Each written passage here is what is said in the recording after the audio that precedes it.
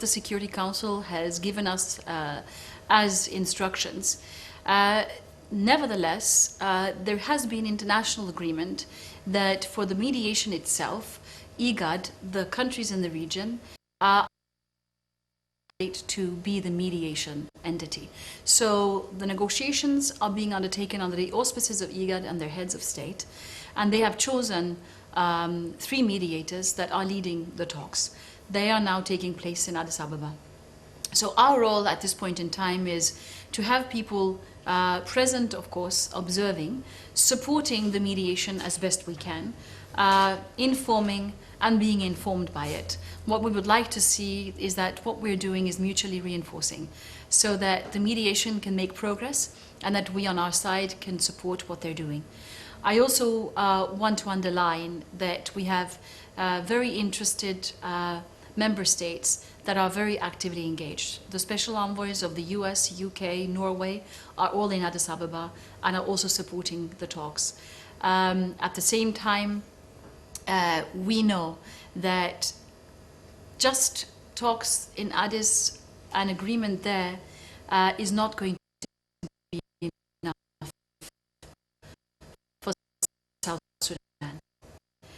There needs to be a very significant work taking place here for peace to be sustainable, for peace to take root and for it to last. And that's why a national reconciliation process has to follow. And there has to be processes here in the country that can complement what is happening at the negotiation table. And there we see also a very strong role for UNMISS in support of major stakeholders in South Sudan that all have to be part of this effort of getting your country back on track, of first and foremost halting what is now a terrible cycle of violence, stopping it, but first and foremost following a peace agreement, making sure that the country can get back on, can take root long term.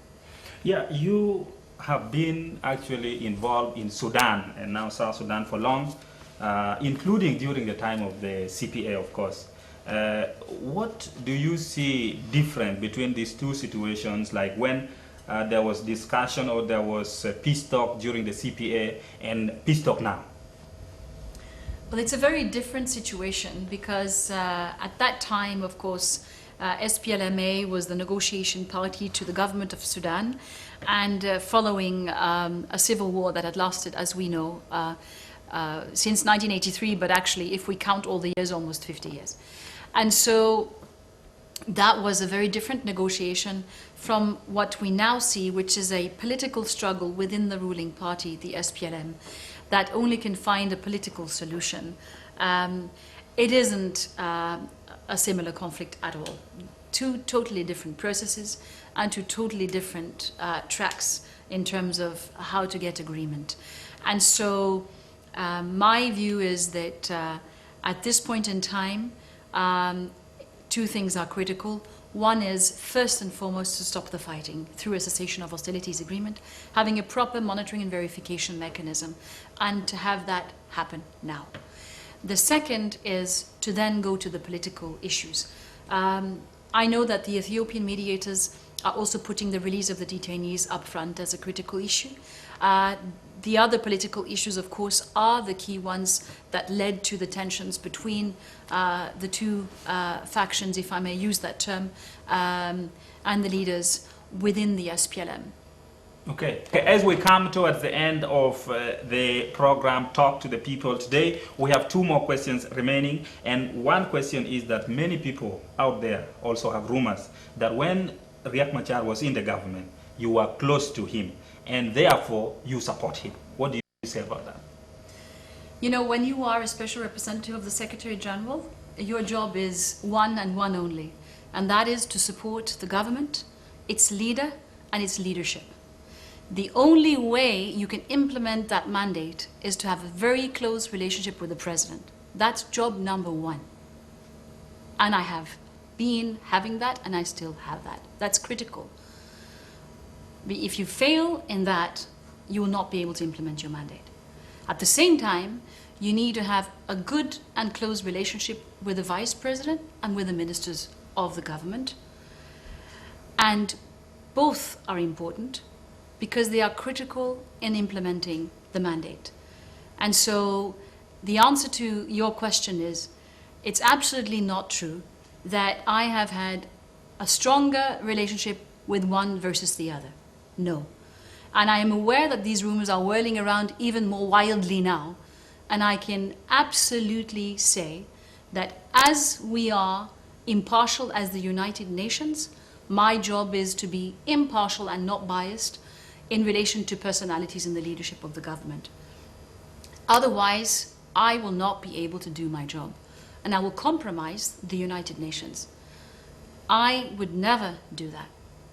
For me to be able to do my job, I need to stick to the mandate and to what is absolutely fundamental, which is to have a close relationship with the leadership of the country.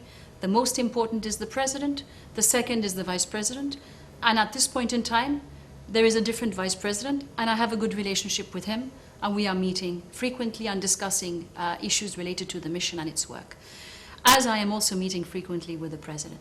These are, and the ministers. There are also rumors that I'm only wanting to see the top and not the ministers. I'm dealing with the ministers all the time, as is my team.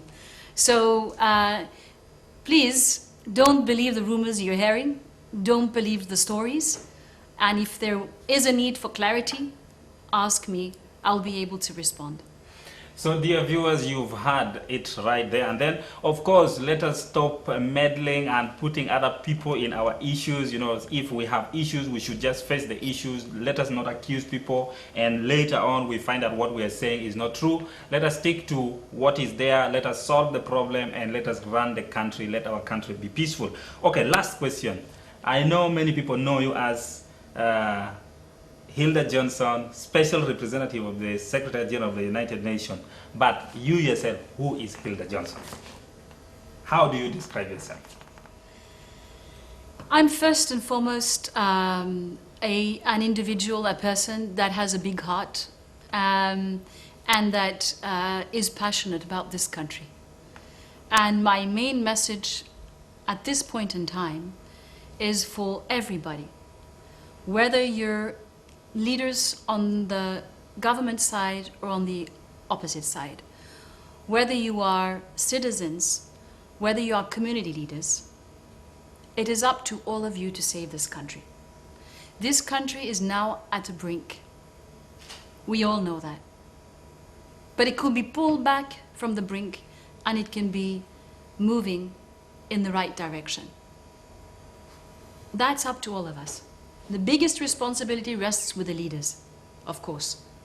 And my appeal to them is, this is not about you. This is about your country.